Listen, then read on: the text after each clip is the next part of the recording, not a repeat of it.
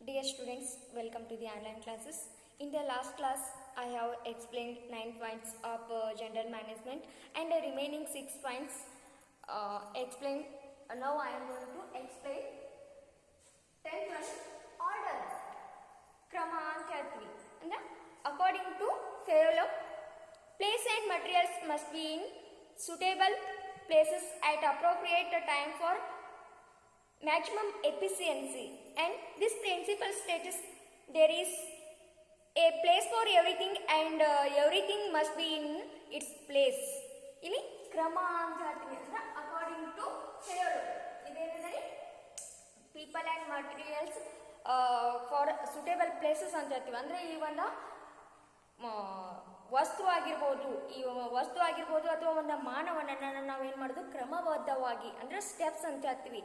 ಈ ಒಂದು ಕ್ರಮಬದ್ಧದಲ್ಲಿ ನಾವು ಅವುಗಳನ್ನು ಬಳಕೆಯನ್ನು ಮಾಡ್ಕೊಳ್ಳೋದು ಅಂತ ಹೇಳ್ತೀವಿ. ಅಂದರೆ ಒಂದಾದ ನಂತರ ಒಂದು ಅವುಗಳನ್ನು ನಾವೇ ಬಳಕೆಯನ್ನು ಮಾಡ್ಕೊಳ್ಳೋದು ಅಂತ ಹೇಳ್ತೀವಿ. ಫಾರ್ ಎಕ್ಸಾಂಪಲ್ ನಾವು ನೋಡ್ತಿರ್ತೀವಿ, ಈ ಒಂದು ಯಾವುದೋ ಒಂದು ಶುಗರ್ ಇಂಡಸ್ಟ್ರಿ ತೋರಿ, ಶುಗರ್ ಇಂಡಸ್ಟ್ರಿಯಲ್ಲಿ ಏನು ಮಾಡ್ತಾರೆ, ಡೈರೆಕ್ಟಾಗಿ ನಮ್ಗೇನಾದರೂ ಶುಗರ್ ನಮಗೇನಾದರೂ ಅವೈಲೇಬಲ್ ಅದ ರೀ ಇಲ್ಲ, ಅಲ್ಲೇನದ ಒಂದಿಷ್ಟ ಫಾಲೋಯಿಂಗ್ ಸಮ್ ಪ್ರೊಸೀಜರ್ಸ್ ಅಂತ ಹೇಳ್ತೀವಿ. ಒಂದಿಷ್ಟು ಅವ್ರು ಏನು ಮಾಡ್ತಾರ, ಈ ಒಂದು ಕ್ರಮಗಳನ್ನು ಬಳಕೆಯನ್ನು ಮಾಡ್ಕೋತಾರ ಅಂತ ಹೇಳ್ತೀವಿ. ಅಂದರೆ ಸರಿಯಾದ ರೀತಿಯಲ್ಲಿ ಒಂದು ವಸ್ತು ಆಗಿರ್ಬೋದು ಅಥವಾ ಒಂದು ಮಾನವನ ನಾವೇನು ಮಾಡೋದು ಕ್ರಮಬದ್ಧವಾಗಿ ಬಳಕೆಯನ್ನು ಮಾಡ್ಕೊಳ್ಳೋದ್ರಿಂದ ಇದೇನಾಗ್ತದೆ, it helps to increase the efficiency ಅಂತ ಹೇಳ್ತೀವಿ. ಮ್ಯಾಕ್ಸಿಮಮ್ ಎಫಿಸಿಯನ್ಸಿ ಈ ಒಂದು ವಸ್ತುವನ್ನು ಮತ್ತು ಮಾನವನ ಸರಿಯಾದ ರೀತಿಯಲ್ಲಿ ಕ್ರಮಬದ್ಧವಾಗಿ ನಾವು ಬಳಕೆಯನ್ನು ಮಾಡೋದ್ರಿಂದ ನಮ್ಮ ದಕ್ಷತೆಯನ್ನು ಹೆಚ್ಚಿಸ್ಬೋದು ಅಂತ ಹೇಳ್ತೀವಿ. ಅದೇನ ಹೇಳಿದ ಶುಗರ್ ಇಂಡಸ್ಟ್ರಿ ಅಂತೇಳಿ ಅಲ್ಲಿ ಏನಾಗ್ತದೆ ರೀ, ಫಸ್ಟ್ ಅವ್ರು ಏನು ಮಾಡ್ತಾರೆ, ಮಿಲ್ಕನ್ನು ರೆಡಿ ಮಾಡ್ತಾರೆ. ಮಿಲ್ಕ್ ರೆಡಿ ಆದಮೇಲೆ ಮತ್ತೆ ಅದನ್ನು ಬಾಯ್ಲ್ ಮಾಡೋದು, ಬಾಯ್ಲ್ ಮಾಡಿ ನೆಕ್ಸ್ಟ್ ಏನಾದರೆ ನೆಕ್ಸ್ಟ್ ಪ್ರೊಸೀಜರ್ ಒಳಗೆ ಕೆಮಿಕಲ್ಸನ್ನು ಆ್ಯಡ್ ಮಾಡೋದು. ಈ ರೀತಿಯಲ್ಲಿ ಏನು ಮಾಡ್ತಾರೆ, ಈ ಒಂದು ವಸ್ತುಗಳನ್ನು ಕ್ರಮಬದ್ಧವಾದ ರೀತಿಯಲ್ಲಿ ನಾವು ಅವುಗಳನ್ನು ಬಳಕೆಯನ್ನು ಮಾಡಿ ಫೈನಲಿ ಏನು ಮಾಡ್ತಾರೆ,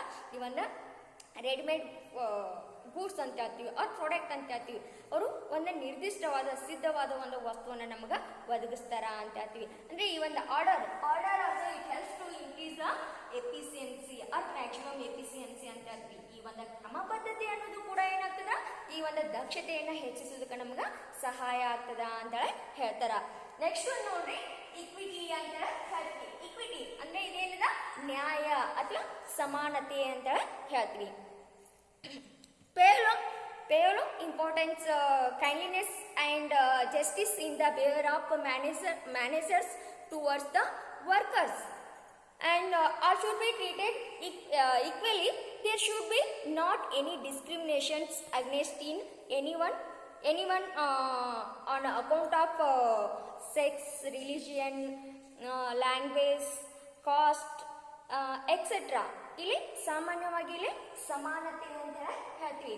ಇಲ್ಲಿ ಏನಂದ್ರೆ all should be treated equally ಅಂತ ಹೇಳ್ತೀವಿ. ಅಂದ್ರೆ ಎಲ್ಲರನ್ನೂ ಇಲ್ಲಿ ಮಾಡೋದು ಸಮಾನ ದೃಷ್ಟಿಯಿಂದ ಕೈಕೊಳ್ಳೋದು ಅಂತ ಹೇಳ್ತೀವಿ. ಅಂದ್ರೆ ಎಲ್ಲರಿಗೂ ಒಂದು ನ್ಯಾಯನ ಒದಗಿಸೋದು. ಅಂದ್ರೆ Henri Fayol importance to the kindliness and justice in the behaviour of managers towards the workers ಅಂತ ಹೇಳ್ತೀವಿ. ಅಂದ್ರೆ ಅಲ್ಲಿ ಒಂದು ಏನು ಮಾಡೋದು, ಒಂದು ನ್ಯಾಯಬದ್ಧವಾಗಿ ಒಂದು ಸಮಾನತೆಯಿಂದ ನಾವಿಲ್ಲಿ ಕಾಯ್ಕೊಳ್ಳೋದು ಅಂತ ಹೇಳ್ತೀವಿ. ಅಂದರೆ ಅಲ್ಲಿ ಯಾವುದೇ ರೀತಿ ಇಲ್ಲಿ ನೋ ಡಿಸ್ಕ್ರಿಮಿನೇಷನ್ ಎನಿವನ್ ಅಂತ ಹೇಳ್ತೀವಿ. ಅಲ್ಲಿ ಯಾವುದೇ ರೀತಿ ತಾರತಮ್ಯವನ್ನು ಮಾಡೋದಿಲ್ಲ. ಇಲ್ಲೇನದ ಈ ಒಂದು ರಿಲಿಜಿಯನ್ ಆಗಿರ್ಬೋದು, ಕಾಸ್ಟ್ ಆಗಿರ್ಬೋದು, ಅವ್ರ ಸೆಕ್ಸ್ ಅವ್ರ ಲ್ಯಾಂಗ್ವೇಜ್ ಅಂತ ಹೇಳ್ತೀವಿ. ಇಲ್ಲಿ ಇವರು ನಮ್ಮ ಊರವ್ರು ಅದಾರು ಅಥವಾ ನಮ್ಮ ಸ್ಟೇಟ್ದವ್ರು ಅದಾರ ಅಂತೇಳಿ ಅವ್ರಿಗೆ ಜಾಸ್ತಿ ಅಲ್ಲಿ ಪ್ರಿಫರೆನ್ಸ್ ಕೊಡೋದು ಈ ರೀತಿ ಮಾಡೋದಿಲ್ಲ. ಅಥವಾ ಕಾಸ್ಟಿಸಮ್ ಮಾಡ್ತಿರ್ತಾರೆ, ಇವರು ನಮ್ಮ ಜಾತಿಯವ್ರು ಅದಾರೆ ಇವ್ರಿಗೆ ಜಾಸ್ತಿ ಪ್ರಿಫರೆನ್ಸ್ ಕೊಡೋದು, ಆ ಥರ ಇಲ್ಲಿ ಮಾಡೋದಿಲ್ಲ. ಇಲ್ಲಿ ಏನದ ರೀ, all worker should B one ಅಂತ ಹೇಳ್ತೀವಿ. ಇಲ್ಲಿ ಎಲ್ಲ ಕಾರ್ಮಿಕರು ಏನದಾರ ಎಲ್ಲರೂ ಒಂದೇ ಅಂತೇಳಿ ನಾವು ಅಲ್ಲಿ ಏನು ಮಾಡೋದು, ಟ್ರೀಟ್ ಮಾಡೋದು ಅಂತೇಳಿ ಹೇಳ್ತೀವಿ. ಅಲ್ಲಿ ಯಾವುದೇ ರೀತಿ ತಾರತಮ್ಯವನ್ನು ಮಾಡೋದಿಲ್ಲ. ಇದರಿಂದನೂ ಕೂಡ ಏನಾಗ್ತದೆ ರೀ, it helps to increase the efficiency ಅಂತ ಹೇಳ್ತೀವಿ. ಇದರಿಂದ ಕೂಡ ನಾವೇನು ಮಾಡ್ಬೋದು, ನಮ್ಮ ದಕ್ಷತೆಯನ್ನು ಹೆಚ್ಚಿಸ್ಬೋದು ಅಂತೇಳಿ ಹೇಳ್ತೀವಿ. ಓಕೆ, ನೆಕ್ಸ್ಟ್ ಒಂದು ನೋಡ್ರಿ, ಸ್ಟೆಬಿಲಿಟಿ ಆಫ್ ಪರ್ಸೋನಲ್ಸ್ ಅಂತ ಹೇಳ್ತೀವಿ. ಸ್ಟೆಬಿಲಿಟಿ ಆಫ್ ಪರ್ಸೋನಲ್ ಇವನ್ನ ಸಿಬ್ಬಂದಿ ಸ್ಥಿರತೆ ಅಂತೇಳಿ ಹೇಳ್ತೀವಿ. ಸಿಬ್ಬಂದಿ ಸ್ಥಿರತೆ, employees turn over should be minimise to maintain organisations efficiency. ಈ should be paid attractive remunerations or salaries ಅಂತ ಹೇಳ್ತೀವಿ. ಸಾಮಾನ್ಯವಾಗಿ ಇಲ್ಲಿ ಏನದ ರೀ, employee turn over should be minimised to maintain organisational efficiency ಅಂತ ಹೇಳ್ತೀವಿ. ಈ ಒಂದು ಸಿಬ್ಬಂದಿ ಸ್ಥಿರತೆಯನ್ನು ಕಾಯ್ಕೊಳ್ಳೋದು ಕೂಡ ಏನದ್ರಿ ಅಷ್ಟೇ ಇಂಪಾರ್ಟೆಂಟ್ ಅದ ಅಂತ ಹೇಳ್ತೀವಿ. ಅಂದ್ರೆ he should made attractive salaries or remunerations ಅಂತ ಹೇಳ್ತೀವಿ. ಅಂದ್ರೆ ಈ ಒಂದು ಸಿಬ್ಬಂದಿ ಸ್ಥಿರತೆ ಇಲ್ಲಿ ನಾವು ನೋಡ್ತೀವಿ ಎಂಪ್ಲಾಯಿ ಟರ್ನ್ ಓವರ್ ಅಂತ ಹೇಳ್ತೀವಿ. ಈ ಒಂದು ಕಾರ್ಮಿಕರು ಏನ್ ಮಾಡ್ತಾರ ವಲಸೆ ಹೋಗುದು, ಒಂದು ಸ್ಥಳದಿಂದ ಇನ್ನೊಂದು ಸ್ಥಳಕ್ಕೆ ಹೋಗ್ತಾರ. ಇಲ್ಲಿ ಸಾಮಾನ್ಯವಾಗಿ ನಾವು ನೋಡ್ತಿರ್ತೀವಿ ಎಷ್ಟೋ ಕಂಪ್ನಿ ಒಳಗಡೆ ಕೇಳ್ತಿರ್ತೀವಿ, ಈ ಕಂಪ್ನಿ ಬಿಟ್ಟು ನಾವು ಇನ್ನೊಂದು ಕಂಪ್ನಿಗೆ ಹೋಗ್ತೀವಿ ಅಂತ ಹೇಳ್ತಾರೆ. ಯಾಕೆ ಹೋಗ್ತಾರಿ? ಅಲ್ಲಿ ಏನಾದ್ರು ಅವ್ರದ್ದು ಕೊಡ್ತಕ್ಕಂಥ ಒಂದು ರೆಮ್ಯುನರೇಷನ್ಸ್ ಆರ್ ಸ್ಯಾಲರೀಸ್ ಅಂತ ಹೇಳ್ತೀವಿ. ಅವ್ರು ಕೊಡ್ತಕ್ಕಂಥ ಒಂದು ಸಂಬಳದಲ್ಲಿ ಏನಾದ್ರೂ ವ್ಯತ್ಯಾಸ ಆಗಿರ್ಬೋದ್ರಿ, ಅಲ್ಲಿ ಒಂದು ಅಟ್ಮಾಸ್ಫಿಯರ್ ಅಂತ ಹೇಳ್ತೀವಿ, ಒಂದು ವಾತಾವರಣದಲ್ಲಿ ಏನಾದ್ರೂ ಬದಲಾವಣೆ ಆಗಿರ್ಬೋದು. ಇದರಿಂದ ಅವ್ರು ಏನ್ ಮಾಡ್ತಾರ ಒಂದು ಸ್ಥಳದಿಂದ ಇನ್ನೊಂದು ಸ್ಥಳಕ್ಕೆ ವರ್ಗಾವಣೆಯನ್ನ ಹೋಗ್ತಿರ್ತಾರ. ಅದನ್ನ ಏನ್ ಮಾಡೋದು ನಾವಿಲ್ಲಿ ತಡೆಗಟ್ಟುವುದು, ಅವುಗಳನ್ನ ಕಡಿಮೆ ಮಾಡುವುದು. ಇದರಿಂದನೂ ನಮ್ಗೆ ಏನಾಗ್ತದ್ರಿ it helps to increase the efficiency ಅಂತ ಹೇಳ್ತೀವಿ. ಇದರಿಂದ ನಾವು ದಕ್ಷತೆಯನ್ನ ಹೆಚ್ಚಿಸ್ಬೋದು. ಯಾಕ್ರಿ ಅವ್ರು ನಮ್ಮಲ್ಲಿ ಒಂದು 4 ವರ್ಷ ಏನಾದ್ರೂ ಸರ್ವಿಸ್ ಮಾಡಿದ್ರಂದ್ರ ಅಲ್ಲಿ ಏನಾಗ್ತದ್ರಿ increase the skill and knowledge ಅಂತ ಹೇಳ್ತೀವಿ. ಇದರಿಂದ ಅವರ ಒಂದು ಜ್ಞಾನ ಹೆಚ್ಚಳ ಆಗಿರ್ತದ ರೀ, ಅವ್ರದ್ದೊಂದು ನೈಪುಣ್ಯತೆ ಅಂತ ಹೇಳ್ತೀವಿ, ಅದರಲ್ಲಿ ಎಕ್ಸ್ಪೀರಿಯನ್ಸ್ ಇರ್ತದ.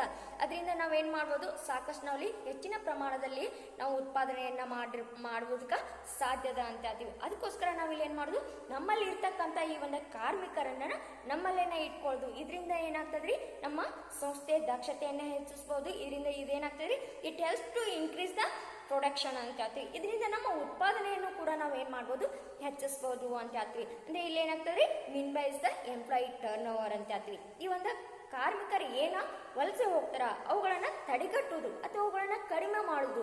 ಇದರಿಂದನೂ ಕೂಡ ನಾವೇನ್ ಮಾಡ್ಬೋದು ನಮ್ಮ ಸಂಸ್ಥೆಯ ದಕ್ಷತೆಯನ್ನ ಹೆಚ್ಚಿಸಬಹುದು ಅಂತ ಹೇಳ್ತಾರ. ಅಂದ್ರೆ ಅವ್ರಿಗೆ ಏನ್ ಮಾಡಿದ್ರಿ time pay to the salaries or some result ಅಂತ ಹೇಳ್ತೀವಿ. ಅವ್ರು ಮಾಡಿರುವಂತ ಒಂದು ಕೆಲಸಕ್ಕೆ ಸರಿಯಾದ ಒಂದು ಫಲಿತಾಂಶಗಳನ್ನ ನೀಡುದು. ಅಂದ್ರೆ ಟೈಮ್ ಟು ಟೈಮ್ ಅವ್ರಿಗೆ ಸ್ಯಾಲ್ರಿ ಪೇ ಮಾಡುದು. ನೋಡ್ತಿರ್ತೀವಿ ಒಂದೊಂದು ಕಂಪ್ನಿ ಒಳಗಡೆ ಏನ್ ಮಾಡ್ತಿರ್ತಾರ ಅಲ್ಲಿ ಫಸ್ಟ್ ಜನವರಿ 1 ಆಗಿರ್ಬೋದು, ಅಂದ್ರೆ ಫಸ್ಟ್ ವೀಕ್ ಒಳಗೆ ಏನಾಗ್ತಿದ ಆಲ್ಮೋಸ್ಟ್ ಸ್ಯಾಲ್ರಿ ಅಲ್ಲಿ ಪೇ ಆಗ್ತಿರ್ತದ. ಒಂದಿಷ್ಟು ಕಂಪ್ನಿ ಒಳಗೆ ಏನ್ ಮಾಡ್ತಿರ್ತಾರ ಡಿಲೇ ಆಗ್ತಿರ್ತದ. ಇವಾಗ ಏನ್ ಮಾಡ್ತಾರ ಸಾಮಾನ್ಯವಾಗಿ ಎಂಪ್ಲಾಯಿಗಳು ಒಂದು ಸ್ಥಳದಿಂದ ಇನ್ನೊಂದು ಸ್ಥಳಕ್ಕೆ ಹೋಗ್ತಿರ್ತಾರ. ಅಂದ್ರೆ ಅವ್ರಿಗೆ ಏನ್ ಮಾಡುದ್ರಿ time to time salary pay ಮಾಡೋದಾಗಿರ್ಬೋದು, ಅಥವಾ ಅಲ್ಲಿ ಅವ್ರದ್ದು ಒಂದು ರಿಸಲ್ಟ್ ಅದ ಅದನ್ನ ಸರಿಯಾಗಿ ನಾವು ಐಡೆಂಟಿಫೈ ಮಾಡ್ತಿದ್ವಿ ಅಂದ್ರೆ ಇದರಿಂದನೂ ಕೂಡ ನಾವೇನ್ ಮಾಡ್ಬೋದು ಈ ಒಂದು ಕಾರ್ಮಿಕರ ವಲಸೆ ಹೋಗುವುದನ್ನ ನಾವು ಕಡಿಮೆಯನ್ನ ಮಾಡುದು. ಕಾರ್ಮಿಕರ ವಲಸೆಯನ್ನು ಹೋಗುವುದನ್ನ ನಾವು ತಡೆಗಟ್ಟುವುದರಿಂದ ನಮ್ಮ ಸಂಸ್ಥೆಯ ದಕ್ಷತೆಯನ್ನು ಕೂಡ ನಾವಲ್ಲೇ ಹೆಚ್ಚಿಸಬಹುದು ಅಂತ ಹೇಳ್ತಾರ. ಓಕೆ, ಲಾಸ್ಟ್ ಪಾಯಿಂಟ್ ಇನಿಸಿಯೇಟಿವ್ ಅಂತ ಹೇಳ್ತೀವಿ. ಇನಿಸಿಯೇಟಿವ್ ಏನದರಿ ಈ ಒಂದು ಮುಂತೊಡಗುವಿಕೆ ಅಂತ ಹೇಳ್ತೀವಿ.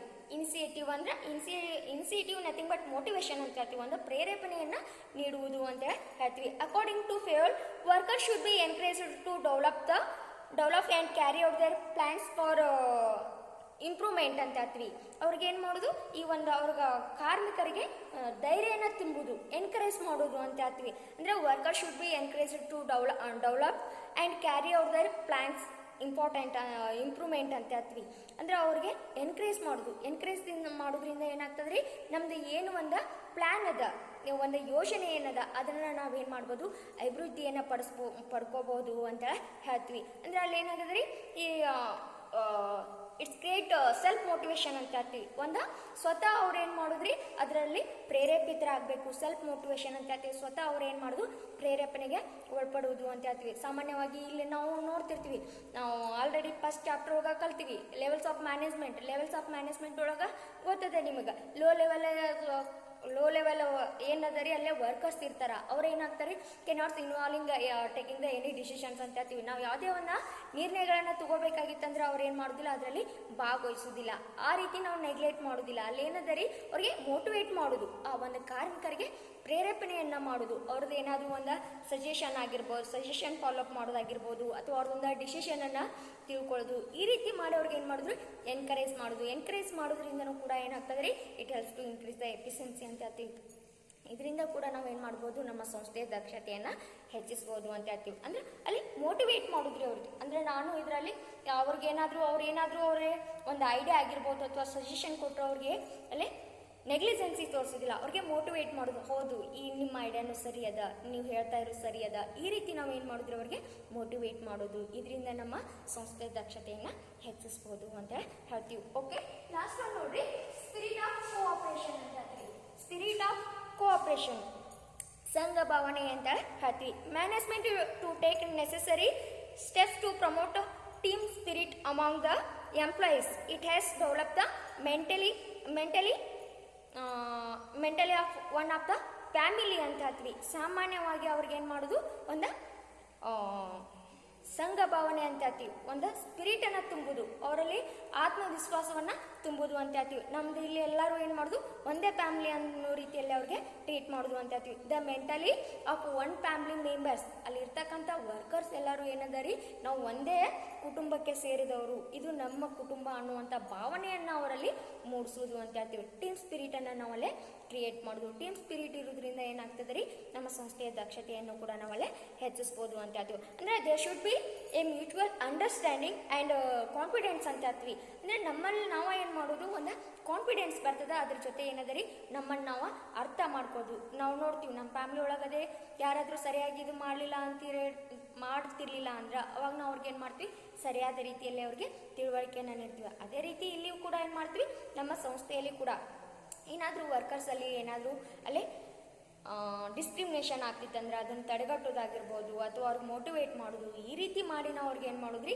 ಈ ಒಂದು ಸಂಘ ಭಾವನೆಯನ್ನು ಸೃಷ್ಟಿಸುವುದು ಅಂತ ಹೇಳ್ತೀವಿ. ಅಂದರೆ ಎಲ್ಲರೂ ಈ ಸಂಸ್ಥೆಗೆ ಸಂಬಂಧಪಟ್ಟವರು, ಒಂದೇ ಕುಟುಂಬಕ್ಕೆ ಸೇರಿದವರು ಎನ್ನೋ ರೀತಿಯಲ್ಲಿ ನಾವು ಈ ರೀತಿ ನಾವು ಅವ್ರಿಗೆ ಮೋಟಿವೇಟ್ ಮಾಡ್ತಿದ್ವಿ ಅಂದ್ರೆ ಅಲ್ಲೇನಾಗ್ತದೆ ರೀ, ಈ ಒಂದು ಸಂಸ್ಥೆಯ ದಕ್ಷತೆಯನ್ನು ಹೆಚ್ಚಿಸ್ಬೋದು ಅಂತ ಹೇಳ್ತಾರೆ. ಅಂದ್ರೆ ಆಲ್ಮೋಸ್ಟ್ ಇಲ್ಲಿ ಈ ಒಂದು ಹೆನ್ರಿ ಫೇವೆಲ್ ಅವ್ರದ್ದು ಒಂದು ಉದ್ದೇಶ ಏನದ ರೀ, ಇಲ್ಲಿ ವರ್ಕರ್ಸನ್ನು ನೆಗ್ಲಿಜೆನ್ಸಿ ಮಾಡೋದಿಲ್ಲ, ಈ ಒಂದು ಕಾರ್ಮಿಕರನ್ನು ನಾವು ಏನು ಮಾಡೋದು ತಡೆಗಣನೆಯನ್ನು ಮಾಡೋದಿಲ್ಲ, ಅವ್ರನ್ನ ಏನು ಮಾಡೋದು ಮೋಟಿವೇಟ್ ಮಾಡೋದು, ಅವರಿಂದನೇ ನಾವು ಏನು ಮಾಡ್ತೀವಿ, ಈ ಒಂದು ಸಾಕಷ್ಟು ಲಾಭವನ್ನು ಗಳಿಸ್ತೀವಿ, ಅವ್ರಿಗೆ ಮೋಟಿವೇಟ್ ಮಾಡೋದು ಅನ್ನೋ ರೀತಿಯಲ್ಲಿ ಅವರು ಈ ಒಂದು ತತ್ವಗಳನ್ನು ನೀಡಿದ್ದಾರೆ. ಈ ಒಂದು ಜನರಲ್ ಪ್ರಿನ್ಸಿಪಲ್ಸ್ ಅಂತ ಹೇಳ್ತೀವಿ, ಸಾಮಾನ್ಯ ತತ್ವಗಳನ್ನು ಸರಿಯಾದ ರೀತಿಯಲ್ಲಿ ಬಳಕೆಯನ್ನು ಮಾಡ್ಕೊಳ್ಳೋದ್ರಿಂದ ನಮ್ಮ ಸಂಸ್ಥೆಯ ದಕ್ಷತೆಯನ್ನು ಹೆಚ್ಚಿಸ್ಬೋದು ಅಂತೇಳಿ ಹೇಳ್ತಾರೆ. ಓಕೆ, ಇದು ಏನದರಿ ಸೆಕ್ಷನ್ ಡಿ ಅಂತ ಹೇಳ್ತೀವಿ. ಅಂದರೆ ಈ ಸೆಕ್ಷನ್ ಡಿ ಅಲ್ಲಿ ಏನು ಮಾಡ್ತಾರೆ, 8 ಮಾರ್ಕ್ ಕ್ವಶನ್ ಅದರಿ.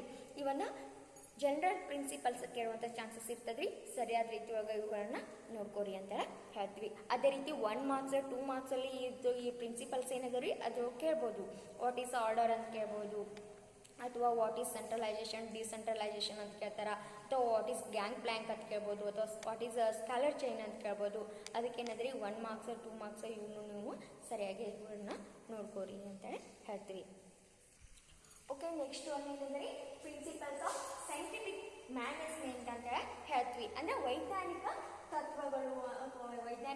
ತತ್ವಗಳು ಅಂತ ಹೇಳ್ತೀವಿ.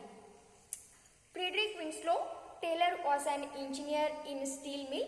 In US 1911, he gifted four principles of management to organizations scientifically. Therefore, he is called father of scientific management ಅಂತ ಹೇಳ್ತೀವಿ. ಇಲ್ಲಿ ಏನಂದರೆ ಇವನ್ನ ಫ್ರೆಡರಿಕ್ ವಿನ್ಸ್ಲೋ ಟೇಲರ್ US ಅಲ್ಲಿ 1911ರಲ್ಲಿ FW ಟೇಲರ್ ಅವರು ಒಬ್ಬ ಕಬ್ಬಿನ ಕಾರ್ಖಾನೆಯಲ್ಲಿ ಒಬ್ಬ ಇಂಜಿನಿಯರ್ ಆಗಿ ಇವರು ಕಾರ್ಯವನ್ನು ನಿರ್ವಹಿಸ್ತಿದ್ರು ಅಂತ ಹೇಳ್ತೀವಿ. ಇವರು ಒಂದು ತಮ್ಮ ಒಂದು ಅನುಭವದ ಆಧಾರದ ಮೇಲೆ ಈ ಒಂದು ಸಂಸ್ಥೆಗೆ ಅಥವಾ ಈ ಒಂದನ್ನ ಸಂಸ್ಥೆಗೆ ವೈಜ್ಞಾನಿಕವಾಗಿ 4 ತತ್ವಗಳನ್ನು ನೀಡಿದ್ರು ಅಂತ ಹೇಳ್ತೀವಿ. ಅದ್ರ ಜೊತೆ ಇವ್ರಿಗೆ ಏನಂತ ಹೇಳ್ತೀವಿ, ಈ ಒಂದು FW Taylor is called of father of scientific management ಹೇಳ್ತೀವಿ. ಈ ಒಂದು ವೈಜ್ಞಾನಿಕ ತತ್ವಗಳ ಪಿತಾಮಹ ಅಂತೇಳಿ ಕೂಡ ನಾವು ಇವ್ರನ್ನ ಕರಿತೀವಿ. ಅಂದ್ರೆ 1 ಮಾರ್ಕ್ಸ್ ಒಳಗಡೆ ಕೇಳ್ತಾರೆ, who is father of scientific management ಅಂತೇಳಿ ಕೇಳ್ತಾರೆ. ಅಂದ್ರೆ ಎರಡೂದ್ರಲ್ಲಿ ಕನ್ಫ್ಯೂಷನ್ ಆಗ್ತದೆ. ಅಲ್ಲಿ ನಾವು ಹೆನ್ರಿ ಫೇವೆಲ್ ಅವ್ರಿಗೆ ಏನು ಹೇಳ್ತೀವಿ ರೀ, ಅಲ್ಲಿ ಒಂದು ಜನರಲ್ ಮ್ಯಾನೇಜ್ಮೆಂಟ್ ಅಂತ ಹೇಳ್ತೀವಿ, ಒಂದು ಸಾಮಾನ್ಯ ತತ್ವಗಳ ಪಿತಾಮಹ ಅಂತ ಹೇಳ್ತೀವಿ, ಫಾದರ್ ಆಫ್ ಜನರಲ್ ಮ್ಯಾನೇಜ್ಮೆಂಟ್ ಅಂತ ಹೇಳ್ತೀವಿ. ಇಲ್ಲಿ ಏನದ ರೀ, ಫಾದರ್ ಆಫ್ ಸೈಂಟಿಫಿಕ್ ಮ್ಯಾನೇಜ್ಮೆಂಟ್ ಯಾರಂತ ಕೇಳಿದಾಗ ನಾವೇನಂತ ಹೇಳ್ತೀವಿ, FW ಟೇಲರ್ ಅಂತ ಹೇಳ್ತೀವಿ. ಓಕೆ, ಇವ್ರು ಏನಾಗಿದ್ರಿ 1911ರಲ್ಲಿ US ಅಲ್ಲಿ 1911ರಲ್ಲಿ ಕಬ್ಬಿನ ಕಾರ್ಖಾನೆಯಲ್ಲಿ ಅವರು ಒಬ್ಬ ಇಂಜಿನಿಯರ್ ಆಗಿ ಕಾರ್ಯವನ್ನು ನಿರ್ವಹಣೆಯನ್ನು ಮಾಡ್ತಿದ್ರು ಅಂತ ಹೇಳ್ತೀವಿ. ಅವ್ರ ತತ್ವಗಳು ಏನೇನದಾವ, ವೈಜ್ಞಾನಿಕ ತತ್ವಗಳು ಏನೇನದಾವ ಅನ್ನೋದನ್ನ ನಾವಿಲ್ಲಿ ಫಸ್ಟ್ ಅನ್ನ ನೋಡೋದ್ರಿ. ಇಲ್ಲಿ ಸೈನ್ಸ್ ನಾಟ್ ಬ್ಲಾಕ್ ಸಮ್ ಅಂತ ಹೇಳ್ತೀವಿ. ಅಂದ್ರೆ ಇಲ್ಲಿ ಏನಾಗ್ಯದ್ರಿ, ಒಂದು ವಿಜ್ಞಾನ ಹೆಬ್ಬೆರಳಿನ ನಿಯಮವಲ್ಲ ಅಂತ ಹೇಳ್ತೀವಿ. Taylor believe that there was only one best method to maximum efficiency, that is scientific management. Scientific management is an attempt to increase the productions by reducing the effort of employees ಅಂತ ಹೇಳ್ತೀವಿ. ಸಾಮಾನ್ಯವಾಗಿ ಇದೇನಾಗ್ಯದ್ರಿ, ಈ ಒಂದು ವಿಜ್ಞಾನ ಅನ್ನೋದು ಹೆಬ್ಬೆರಳಿನ ನಿಯಮವಲ್ಲ ಅಂತ ಹೇಳ್ತೀವಿ. ಅಂದರೆ ಇಲ್ಲಿ ಇವರು FW ಟೇಲರ್ ಅವರು ಏನನ್ನ ನಂಬ್ತಾರ ಅಂತ ಹೇಳಿದ್ರೆ, ಈ ಒಂದು ದಕ್ಷತೆಯನ್ನು ಹೆಚ್ಚಿಸಬೇಕಾಗಿತ್ತಂದ್ರೆ ಆ ದಕ್ಷತೆಯನ್ನು ಹೆಚ್ಚಿಸೋದಕ್ಕೆ ಒಂದು ಒಳ್ಳೆಯ ವಿಧಾನ ಯಾವುದು ಅಂತ ಹೇಳಿದ್ರೆ ಅವ್ರು ಏನು ಹೇಳ್ತಾರೆ, ಯೂಸಿಂಗ್ ದ ನ್ಯೂ ಟೆಕ್ನಾಲಜೀಸ್ ಅಂತ ಹೇಳ್ತೀವಿ. ಹೊಸ ಈ ಒಂದು ತಂತ್ರಜ್ಞಾನವನ್ನು ಬಳಕೆಯನ್ನು ಮಾಡ್ಬೋದು ಅಂತ ಹೇಳ್ತೀವಿ. Management is an attempt to increase the productions by reducing the effort of employees ಅಂತ ಹೇಳ್ತೀವಿ.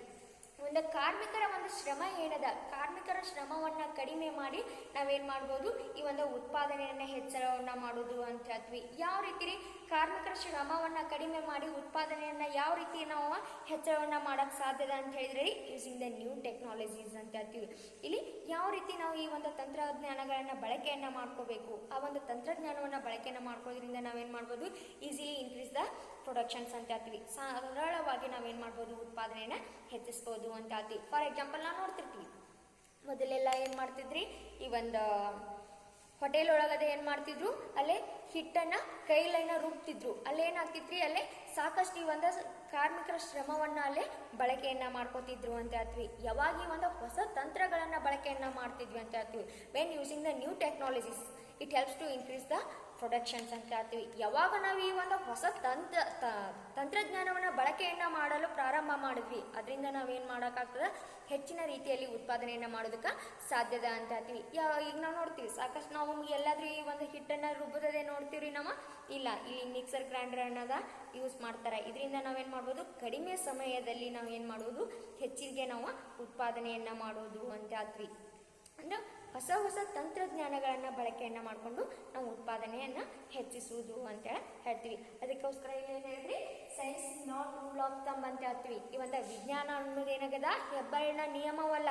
ಇದನ್ನ ಏನು ಮಾಡ್ಬೋದು, ಸೈಂಟಿಫಿಕ್ ಆಗಿ ವೈಜ್ಞಾನಿಕವಾಗಿ ನಾವು ಇವುಗಳನ್ನು ಬಳಕೆಯನ್ನು ಮಾಡ್ಕೋಬಹುದು ಅಂತ ಹೇಳ್ತಾರ.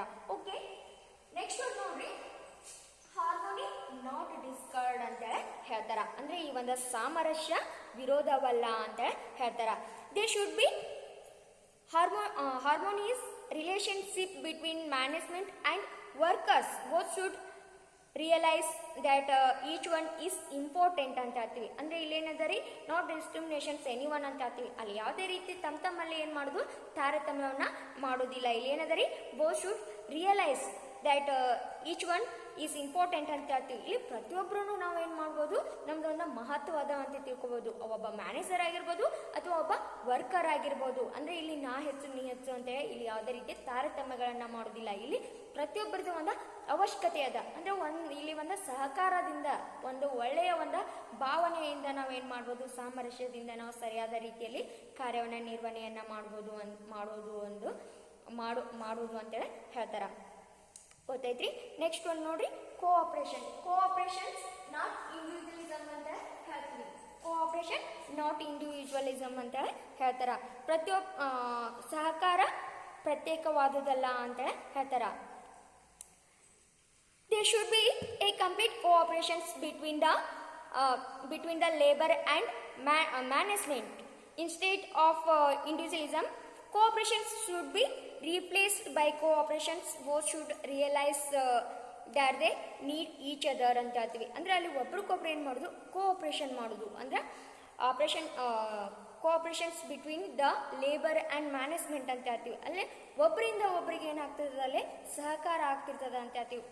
ಒಬ್ರಿಗೊಬ್ರು ಏನು ಮಾಡೋದು, ಸಹಕಾರದಿಂದಲೇ ಕಾರ್ಯವನ್ನು ನಿರ್ವಹಣೆಯನ್ನು ಮಾಡೋದು. ಇದರಿಂದನೂ ಕೂಡ ನಾವೇನು ಮಾಡ್ಬೋದು, it's helps to the increase the production and efficiency ಅಂತ ಹೇಳ್ತೀವಿ. ಇದರಿಂದ ಕೂಡ ನಾವೇನು ಮಾಡ್ಬೋದು, ಹೆಚ್ಚಿನ ರೀತಿಯಲ್ಲಿ ಉತ್ಪಾದನೆಯನ್ನು ಮಾಡೋದು, ಅದೇ ರೀತಿ ಏನಾಗ್ತದೆ, ಒಂದು ದಕ್ಷತೆಯನ್ನು ಹೆಚ್ಚಿಸ್ಬೋದು ಅಂತ ಹೇಳ್ತೀವಿ. ಅಂದರೆ cooperations between workers and management ಅಂತ ಹೇಳ್ತೀವಿ.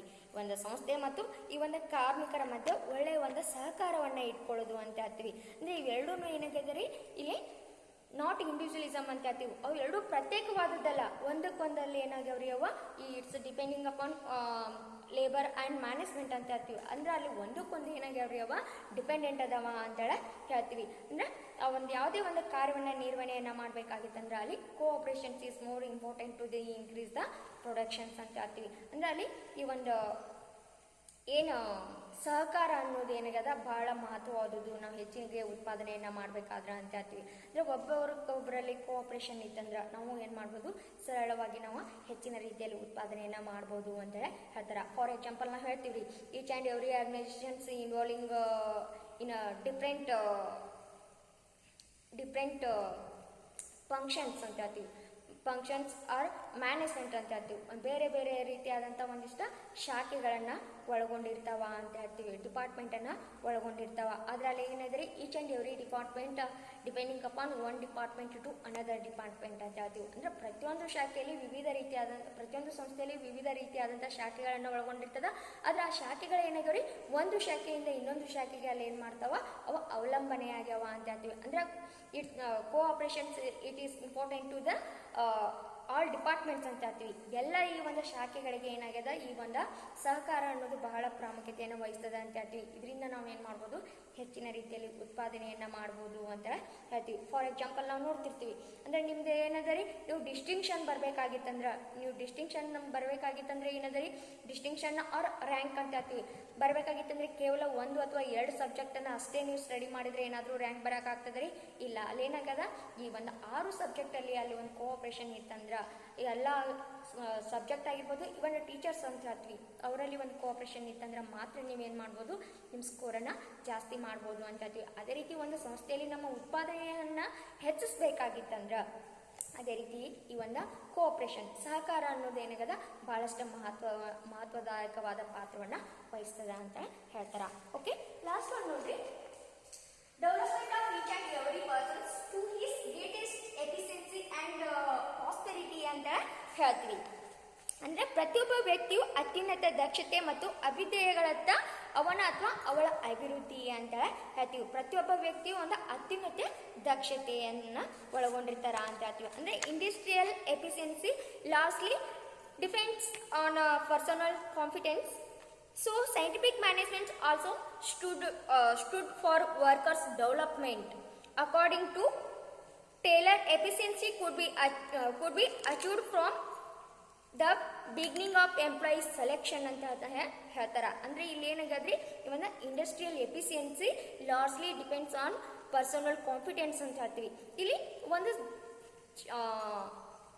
ಇಂಡಸ್ಟ್ರಿ ಅಂತ ಹೇಳ್ತೀವಿ, ಅಸೋಸಿಯೇಷನ್, ಇಂಡಸ್ಟ್ರೀಸ್ ಆರ್ ಅಸೋಸಿಯೇಷನ್ ಅಂತ ಹೇಳ್ತೀವಿ. ಒಂದು ಸಂಸ್ಥೆ ಆಗಿರ್ಬೋದು ಅಥವಾ ಒಂದು ಕೈಗಾರಿಕಾ ಸಂಸ್ಥೆ ಆಗಿರ್ಬೋದು, ಅಲ್ಲಿ ಏನಾಗೈತೆ ಅಂದ್ರೆ ಅಲ್ಲಿ ಈ ಒಂದು ಸಂಸ್ಥೆಯ ಒಂದು ದಕ್ಷತೆಯನ್ನು ಹೆಚ್ಚಿಸ್ಬೇಕಾಗಿತ್ತಂದ್ರೆ ಅದು ಏನಾಗುತ್ತೆ, ಒಬ್ಬ ವ್ಯಕ್ತಿಯ ಮೇಲೆ ಅವಲಂಬನೆಯನ್ನು ಒಳಗೊಂಡಿರ್ತದ ಅಂತ ಹೇಳ್ತೀವಿ. ಅಂದರೆ ನಾವು ಸರಿಯಾದ ರೀತಿಯಲ್ಲಿ ನಮ್ಮಲ್ಲಿ ನಾವು ಒಬ್ಬ ವ್ಯಕ್ತಿಯನ್ನು ನಾವು ಆಯ್ಕೆಯನ್ನು ಮಾಡ್ಕೋಬೇಕಾಗಿತ್ತಂದ್ರೆ ಅಲ್ಲಿ ಏನಾಗದ್ರಿ, ಬಿಗಿನಿಂಗ್ ಆಫ್ ಎಂಪ್ಲಾಯೀಸ್ ಇಲ್ಲಿ ಏನದ efficiency could be achieved from the beginning of employees selections ಅಂತ ಹೇಳ್ತೀವಿ. ನಾವು ಒಬ್ಬ ವ್ಯಕ್ತಿಯನ್ನು ಆಯ್ಕೆಯನ್ನು ಮಾಡ್ಕೋಬೇಕಾಗಿತ್ತಂದ್ರೆ ಇಲ್ಲೇನಾಗ್ತದ್ರಿ, ಸೈಂಟಿಫಿಕ್ಲಿ ಅಪಾಯಿಂಟೆಡ್ ಅಂತ ಹೇಳ್ತೀವಿ. ಒಂದು ವೈಜ್ಞಾನಿಕವಾಗಿ ನಾವು ಅವರನ್ನು ಆಯ್ಕೆಯನ್ನು ಮಾಡ್ಕೊಳ್ಬೋದು. ಇದರಿಂದ ನಾವೇನು ಮಾಡ್ಬೋದು, ನಮ್ಮ ಸಂಸ್ಥೆಯ ದಕ್ಷತೆಯನ್ನು ಹೆಚ್ಚಿಸ್ಬೋದು ರೀ, ಅದ್ರ ಜೊತೆ ಉತ್ಪಾದನೆಯನ್ನು ಹೆಚ್ಚಿಸ್ಬೋದು ಅಂತ ಹೇಳ್ತೀವಿ. ಅಂದರೆ ಎಂಪ್ಲಾಯಿ ಸೆಲೆಕ್ಷನ್ ಅಂತ ಹೇಳ್ತೀವಿ. ಈ ಒಂದು ಕಾರ್ಮಿಕರನ್ನು ನಾವು ಆಯ್ಕೆಯನ್ನು ಮಾಡ್ಕೋಬೇಕಾಗಿತ್ತಂದ್ರೆ ಇಲ್ಲೇನಾಗಿದ್ರಿ, ಇಲ್ಲಿ ಸೈಂಟಿಫಿಕ್ ಸೆಲೆಕ್ಷನ್ಸ್ ಅಂತ ಹೇಳ್ತೀವಿ. ವೈಜ್ಞಾನಿಕವಾಗಿ ನಾವು ಅವರನ್ನು ಆಯ್ಕೆಯನ್ನು ಮಾಡ್ಕೊಳ್ಳೋದು ಅಂತ ಹೇಳ್ತೀವಿ. ಸಾಮಾನ್ಯವಾಗಿ ನಾವು ನೋಡ್ತಿರ್ತೀವಿ. ಫಾರ್ ಎಕ್ಸಾಂಪಲ್ ನಾವು ಇಲ್ಲಿ ಬ್ಯಾಂಕ್ ಅದೇ ನೋಡ್ಬೇಕ್ರಿ, ಬ್ಯಾಂಕ್ ಒಳಗಡೆ ನಾವು ಏನು ಹೇಳ್ತೀವಿ, ಕಾಮರ್ಸ್ ಬಂದ ತಕ್ಷಣ ಇಲ್ಲಿ ಬ್ಯಾಂಕ್ ಏನದ ಕಾಮರ್ಸ್ಗೆ ಅಷ್ಟೇ ಸಂಬಂಧಪಟ್ಟದ ಅಂತ ಹೇಳ್ತೀವಿ. ಅಂದ್ರೆ ಅದ್ರ ಇಲ್ಲಿ ನಾವು ಬ್ಯಾಂಕ್ ಒಳಗಡೆ ಹೋಗಿ ನೋಡಿದ್ರೆ ಏನಾಗದ್ರಿ, ಅಲ್ಲಿ ಮ್ಯಾಕ್ಸಿಮಮ್ ಏನದ ಇಲ್ಲೇ ಅಂದ್ರೆ ನಾನ್ ಕೋರ್ಸ್ ಅಂತ ಹೇಳ್ತೀವಿ. ಆ ಒಂದು ಕೋರ್ಸಿಗೆ ಸಂಬಂಧಪಟ್ಟಂಥ ವ್ಯಕ್ತಿಗಳು ಇರುವುದಿಲ್ಲ. ಒಬ್ಬ BSc ಆಗಿರ್ಬೋದು, BA ಆಗಿರ್ಬೋದು, ಇಂಥ ವ್ಯಕ್ತಿಗಳನ್ನು ನಾವು ಅಲ್ಲೇ ಬ್ಯಾಂಕ್ ಒಳಗೆ ನೋಡ್ತೀವಿ. ಅಂದರೆ ಅವ್ರಿಗೆ ಏನಾಗ್ತದ್ರಿ, ಆ ಫೀಲ್ಡಿಗೆ ಬಂದ ಮೇಲೆ ಅವ್ರಿಗೆ ಏನಾಗ್ತದೆ, ಕ್ರೆಡಿಟ್ ಅಥವಾ ಡೆಬಿಟ್ ಬಗ್ಗೆ ನಾಲೆಜ್ ಬರ್ತದ ಅಂತೇಳಿ ಹೇಳ್ಬೋದು. ಸಾಮಾನ್ಯವಾಗಿ ಒಂದಿಷ್ಟು ಜನದಲ್ಲಿ ಆಲ್ರೆಡಿ ಅದ್ರ ಬಗ್ಗೆ ಅದ್ರದ್ದು ಒಂದು ಜ್ಞಾನವೇ ಇರ್ತದ, ಒಂದಿಷ್ಟು ಜನಕ್ಕೆ ಗೊತ್ತಿರುವುದಿಲ್ಲ. ಅಂದರೆ ಈ ರೀತಿ ಆಗೋಕ್ಕಿನ ಅಲ್ಲಿ ಏನಾಗದ್ರಿ, ಸೈಂಟಿಫಿಕ್ ಅಪಾಯಿಂಟ್ಮೆಂಟ್ ಅಂತ ಹೇಳ್ತೀವಿ. ಅವರನ್ನು ವೈಜ್ಞಾನಿಕವಾಗಿ ನಾವೇನು ಮಾಡೋದು, ನೇಮಕವನ್ನು ಮಾಡ್ಕೊಳ್ಳೋದು ಅಂತ ಹೇಳ್ತೀವಿ. ವೈಜ್ಞಾನಿಕವಾಗಿ ನೇಮಕವನ್ನು ಮಾಡ್ಕೊಳ್ಳೋದ್ರಿಂದ ಅಲ್ಲಿ ಏನಾಗ್ತದ್ರಿ, ಇಲ್ಲಿ right person for right job ಅಂತ ಹೇಳ್ತೀವಿ. ಸರಿಯಾದ ಕೆಲಸಕ್ಕೆ ಸರಿಯಾದ ವ್ಯಕ್ತಿಯನ್ನು ನಾವಲ್ಲೇ ಆಯ್ಕೆಯನ್ನು ಮಾಡ್ಕೊಳ್ಳೋದು. ಇದರಿಂದ ಏನಾಗ್ತದ್ರಿ, it helps to increase the efficiency and productions ಅಂತ ಹೇಳ್ತೀವಿ. ಇದರಿಂದ ನಾವು ದಕ್ಷತೆಯನ್ನು ಹೆಚ್ಚಿಸ್ಬೋದು, ಅದೇ ರೀತಿ ಆ ಒಂದು ಸಂಸ್ಥೆಯಲ್ಲಿ ಉತ್ಪಾದನೆಯನ್ನು ಕೂಡ ಅಲ್ಲೇ ಹೆಚ್ಚಿಸ್ಬೋದು ಅಂತ ಹೇಳ್ತೀವಿ. ಓಕೆ, ಗೊತ್ತಾದ್ರಿ. ಇಲ್ಲಿ ನೋಡ್ರಿ, ಇದೇನಿದೆ principles of scientific management. Maximum ಅಲ್ಲಿ ಏನು ಮಾಡ್ತಾರೆ, 4 ಮಾರ್ಕ್ ಕ್ವಶನ್ ರೀ ಇದು. ಸೆಕ್ಷನ್ ಸಿ ಒಳಗೆ ಕೇಳುವಂಥ ಚಾನ್ಸಸ್ ಇರ್ತದೆ. 4 ಮಾರ್ಕ್ಸ್ ಸೆಕ್ಷನ್ ಸಿ ಒಳಗೆ ಬತ್ತಂದ್ರೆ ಏನು ಮಾಡುದ್ರಿ, ನಿಮ್ಗೆ ಒಂದು ಹಿಂಟ್ ಇದ್ದಂಗಿದೆ. 4 ಮಾರ್ಕ್ಸಿಗೆ ಬತ್ತಂದ್ರೆ ಅಲ್ಲಿ ಏನು ಮಾಡ್ರಿ, ಇವಾಗ ಸೈಂಟಿಫಿಕ್ ಮ್ಯಾನೇಜ್ಮೆಂಟ್ ಅನ್ನ ಬರೀರಿ. ಅದೇ ರೀತಿ ಇಲ್ಲಿ ಏನದ ಸೆಕ್ಷನ್ ಡಿ ಒಳಗೆ ಬತ್ತಂದ್ರೆ ಅಲ್ಲಿ ಏನದ ರೀ ಜನರಲ್ ಮ್ಯಾನೇಜ್ಮೆಂಟ್, ಜನರಲ್ ಪ್ರಿನ್ಸಿಪಲ್ಸ್ ಅಂತ ಹೇಳ್ತೀವಿ. ಈ ಒಂದು ಸಾಮಾನ್ಯ ತತ್ವಗಳು ಏನದಾವ ಅವುಗಳನ್ನು ನೀವು ನೆನ್ಪಿಟ್ಕೋರಿ. ಓಕೆ, ನೆಕ್ಸ್ಟ್ ಕ್ಲಾಸ್ ಒಳಗೆ ಮತ್ತೆ ಕಂಟಿನ್ಯೂ ಮಾಡೋದು.